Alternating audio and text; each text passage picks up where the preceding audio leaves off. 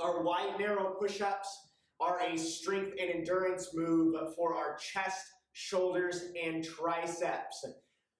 Set up for this exercise, very similar to a normal push-up. What we're essentially doing in a wide narrow push-up is alternating back and forth between a normal push-up and a tricep push-up.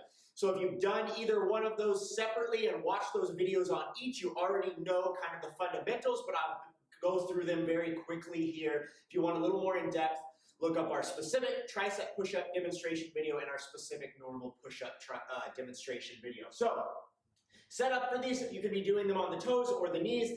Completely up to you. I'd recommend starting on the knees and then progressing to the toes if they are too easy. Remember, for that normal push-up, we're going to have those hands at about chest level, but we're going to have them outside of shoulder width. And then those elbows are going back at about a 45. So not straight on out, not tucked at our sides, but out at about a 45. So that's our normal push-up. That tricep push-up is where those hands are a little lower and closer together. Now they're just under chest height, and they're kind of directly underneath those armpits for the most part. And then when we lower ourselves down, those elbows are going straight back at our sides, hugging the body. So nice and close on in. So simply what we're doing here is we're just transitioning back and forth between a normal push-up and then moving those hands slightly in and down, tricep push-up, up and out, normal push-up, out, back, and in. So we're alternating back and forth, keeping the core nice and tight, a nice straight line from the head down to the knees if you're on your knees, or the head down to the toes. Most common mistakes made on this one is primarily just not getting your hand position correct.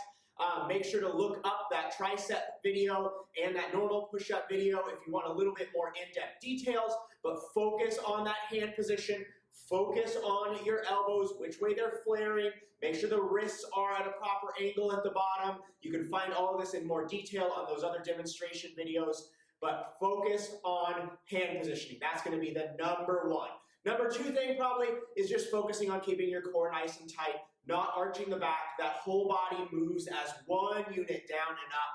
We're not lowering the hips down first and kind of snaking down or worming down and then pressing up. We're moving everything together.